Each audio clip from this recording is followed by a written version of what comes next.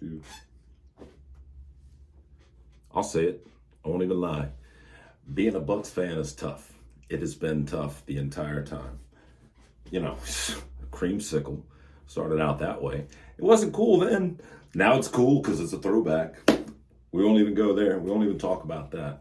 I do want to say, though, I think that the one thing the team has really lacked, and I'm sure you know this as well, is a solid quarterback to build the team around, somebody who we can. All right, so Brad Johnson, smoothed in, Super Bowl, right? Tom Brady, he smoothed in. When we get Super Bowl, that was dope too, right? Great season, great Super Bowl. Fun to watch. Had a good time doing so. So now Baker Mayfield, he's electrifying. He's a great quarterback, in my opinion. I mean, at the beginning of this season, it was MVP, right? This past season, I should say. And now we're here. Where are we at? He's looking for a new contract. He's going to shut down at the beginning of the season contract talks. You know, what are we going to do this season? Are we going to start strong and fizzle out? First, we want to talk about the draft, though. Was the draft good? Was it bad? Before we get to that, though, I want to introduce you to someone who is a little more learned than I.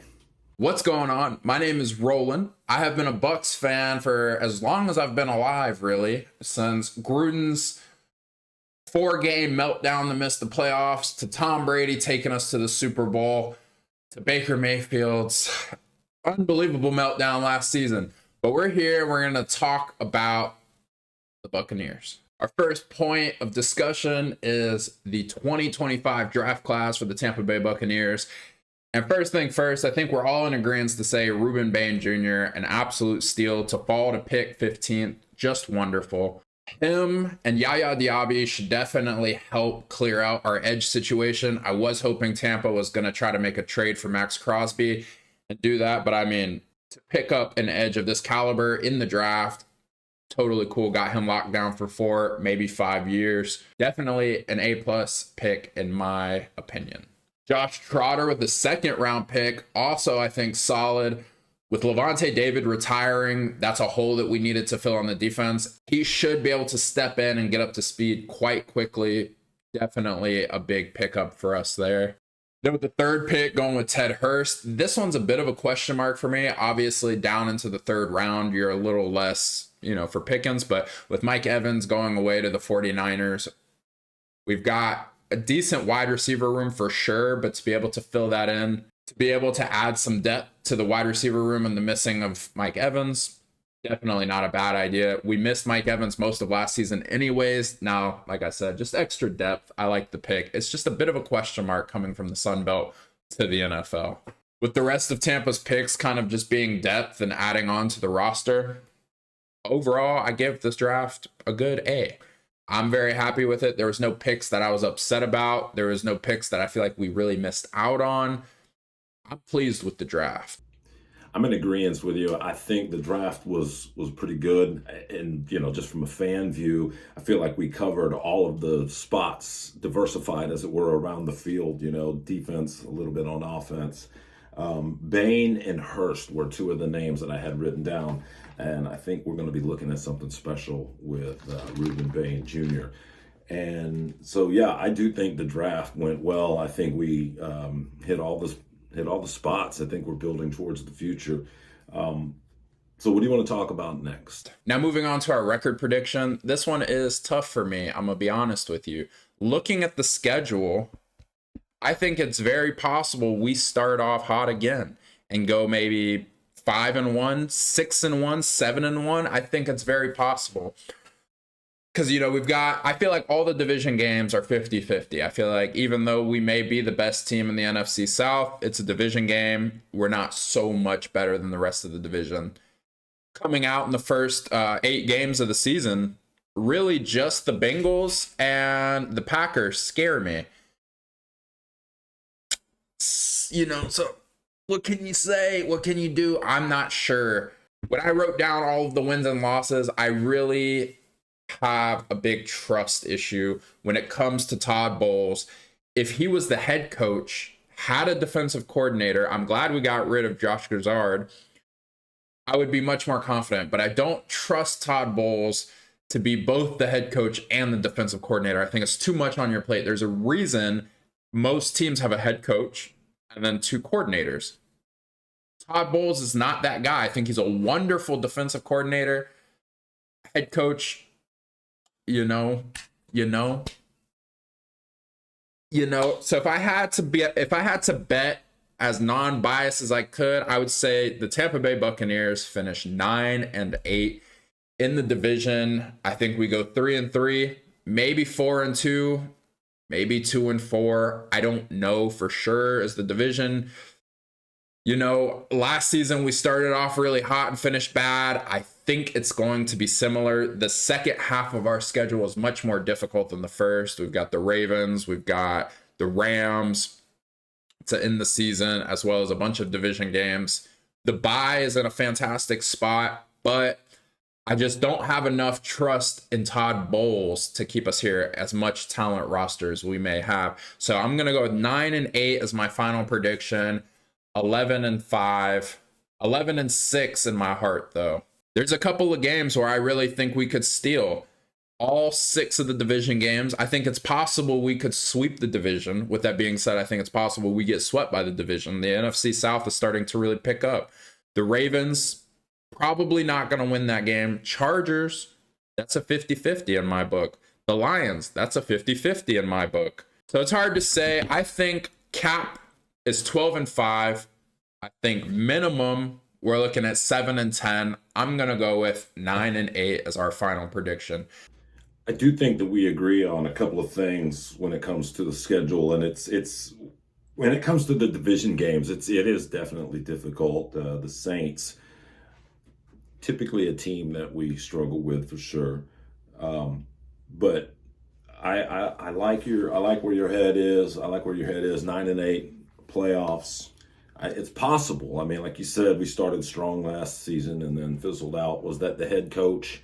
Did Baker maybe have an injury that he didn't bring up that no one knew about? And could have been a number of things, right? However, I think Baker Mayfield has the Browns circled in big red ink on his schedule. And that's going to, I think, allow them to buzz through the Bengals, because I think he's primed for the Browns, and I don't think he's going to overlook anyone. And the team is on board, I believe. So at the Bengals to start the season, we get a W there. We're off and running. The Browns, that's no problem there, I think. And then the momentum of just laying the Browns out, because I think that's what Baker wants, is to just trash them, and then so that momentum on into the Vikings. I think so. We start the game one, or the season 1, 2, 3. I kind of agree with you on the Packers. For me, it was Steelers, Packers. I wasn't sure which one would be the most trouble, but I'm going to go that 1, 2, 3 fatigue. I'm going to say the Packers edge it out. All right. So, but then now we're talking prime time, short week, Thursday night football at the Cowboys. Baker Mayfield gets the W. I mean, the Buccaneers do, of course, but Baker Mayfield comes alive. I think he has a good game. And then squeezing it out at the Panthers. I mean, the Steelers come here, and I think that'll be a W as well. And then going up to Carolina to beat the Panthers. I feel like earlier in the season, they get one out. It'll be good for them. And I think they'll be thinking that as well. Just riding high off of multiple wins. And then they hit the Bears. I think it'll be a loss. I do, though. I think they'll be exhausted. But as you said, the bye comes at a great time. But I feel like coming out of the bye, a little sluggish, facing the Lions, I think I see that as an L. Now we're back into the bright lights of Monday Night Football. That's a W against the Panthers. Again, I think we sweep the Panthers. But then it's going to be a tough go after that. The Chargers and the Ravens, I think that's 2 L's. Eking one out with the Falcons and the Saints there, but then I just don't see any way getting through the Rams and then the Saints. It's going to be a fatigued game, the last game of the season. It's going to be tough. So the Rams and the Saints are going to be L's. I see the schedule being 10-7, playoffs, it's going to depend on who we play in the first round and where it is, I think. So, what's next? Now, this brings us to our next talking point, and that is Baker Mayfield's contract situation.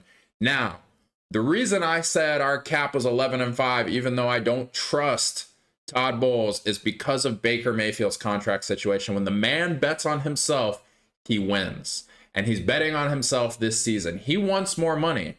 The Bucs don't want to necessarily pay him more money, even though Baker is the heart and soul of the Tampa Bay locker room. They're like, I don't know. You kind of sold us last season.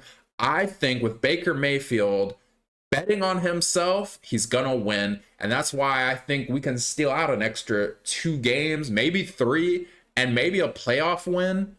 I'm betting on Baker Mayfield because Baker Mayfield is betting on himself. He's got a new baby. If you have kids, you know what that does to you. So I have complete faith in Baker Mayfield to carry us. I like the draft picks. I, again, don't trust Todd Bowles, so it's hard for me to root for success when I want Todd Bowles out of there, but I'll never root against the Buccaneers. So yeah, I like what Baker is doing. He said, you know what? You don't want to pay me? Cool. I'll show you why you should pay me, and I hope he does. I hope he does, and I hope he earns the franchise money he feels he deserves. He has been super hot for us sometimes. He has been lukewarm for us sometimes, and I think him betting on himself with the new baby, I think his motivation is going to be at an all-time high. I think Baker Mayfield could very well carry us to a playoff win or two, and I'm excited to see what he does. So that's why I had the cap so high, and I hope that he proves me right. I know I'm being conservative with 9-8. But if Baker Mayfield plays the way I hope he is, the way he's betting on himself, 11-6, 12-5, I think is very, very possible. I mean, if we're going to talk about Baker Mayfield just in general, it's been a tough road for the guy in the NFL altogether, you know, but he has proven that he's a good player in the right circumstances. He can Baker out from time to time, too. It's like, you know, but I believe, as I said at the top, this franchise needs a quarterback. And at the time of this, Patrick Mahomes just got a big contract, huge contract, $500 million. Will probably spend the rest of his life in KC. I hear the barbecue there is good, so good on him. But so Baker Mayfield, like you said, comes out and betting on himself, all the reasons to do it, has a burnout year, just completely rips everyone to shreds. Every win is a huge win. There will be losses along the way, of course, and they're going to burn him even more so. But I believe Baker Mayfield, with all the obstacles in the way, if he leads this team to one playoff victory, I think they got to pay him. You know. And just one more quick note on that. I think he's doing the right thing by, when the season starts, he's not going to talk about it any longer until the season's over. And I like that. But yeah, if he comes out, takes this team to the playoffs, for sure a victory, in the playoffs, I think you got to pay him, because that's what this team needs, is a franchise quarterback, someone to hang their hat on. And then we'll get a new head coach. What up? What do you got next? Now, for the Super Bowl picks, I think there's a very clear favorite in the NFC, given some recent transactions that have happened. I think the Rams are absolutely the favorite to go to the NFC, are the absolute favorites to go to the Super Bowl from the NFC. The Seahawks, obviously a very good team, but they lost Kenneth Walker III. Sam Darnold, although he won the Super Bowl, I don't think is a trusted commodity just yet. What kind of slump could he be in after the Super Bowl? What's it called? The Super Bowl hangover could very well be real. I think the NFC West is probably the division that is the most scary. You have to feel bad. You have to feel bad for the Cardinals. Like, you got 3 Super Bowl contenders and then the Cardinals. So that's 6 L's coming from them. So if I really had to pick from the NFC, I'm going to say the Rams. The Seahawks, maybe. I think they're a question mark for me coming out of the Super Bowl, losing Kenneth Walker III. What kind of Super Bowl hangover for Sam Darnold? You know, scary stuff there. I think the Rams, though, trading for Myles Garrett just really rounds out their team. You have Matt Stafford with MVP level season, Puka, Devontae Adams. The Rams are a scary, scary team. I'm very sad they're on our schedule this year. Now, the AFC for me is a bit more of a question mark. You've got the Chiefs. Patrick Mahomes is rumored to be back week 1, but what level will he be? Obviously, they were struggling even before he got hurt last season.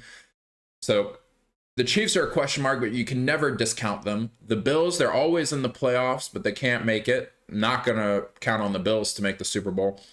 You got the Patriots. I think the Patriots had the easiest path to the Super Bowl of all time. I don't think that their season will be replicated. Talented as they may be, I don't think they're Super Bowl level. Weird to say, I know, since they were just in the Super Bowl, but I don't see them doing that again. I mean, look at how they got there. The Ravens, I'm gonna kind of say the same thing as the Bills. Always there, but never there. I think that if Bo Nix stays healthy, we got the Broncos. I think the Broncos are a young team. They're hungry. They made it to the AFC Championship. Obviously, Bo Nix got hurt. Big news there. So, of course, if they stay healthy, my Super Bowl pick is going to be the Rams versus the Broncos. I think the Broncos are going to be very hungry, very motivated, and you've got Sean Payton, one of the best coaches in the game, running the team. I think the Broncos make it to the Super Bowl this year, but I think the Rams beat them and win it all. That's my way too early prediction for your Super Bowl winner. Now, circling back as a Bucs fan, you got Baker Mayfield betting on himself. If Todd Bowles gets some therapy and some self-awareness and realizes he needs some help, Tampa Bay wins it all. I said it here first. Nobody else is going to say it. I'll say it. Tampa Bay takes it all. So you're taking the Rams over the Broncos, Bo Nix, Sean Payton. I agree. That's pretty strong.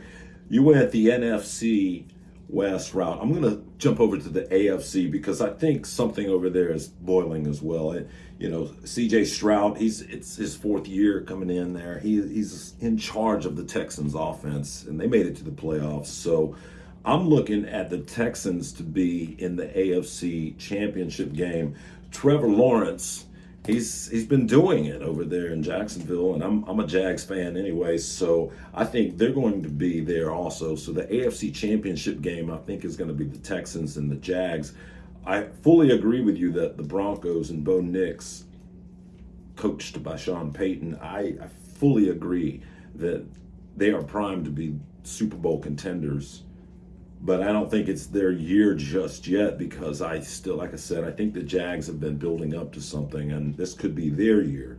So I'm thinking Texans and the Jaguars in the AFC Championship game with the Jags going on to the Super Bowl. But I 100% agree with you on the Rams winning the Super Bowl. I mean, with the pickup of Myles Garrett, and you also have Matthew Stafford and various other weapons.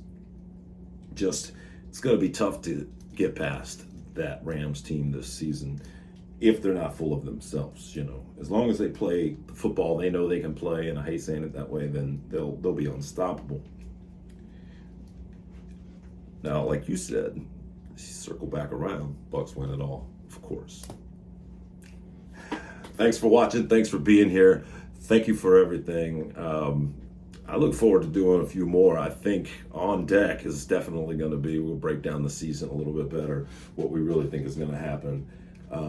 And just a sneak preview, maybe I could see a podcast coming up, breaking down the Bucs games. We'll see what happens. Peace out. That's my review of the Tampa Bay offseason and the preview of the Buccaneers' upcoming season. If you want to know how I thought each game was going to go individually, let us know. We will talk about it. And you guys all have a great day. Thank you for having me. I appreciate it.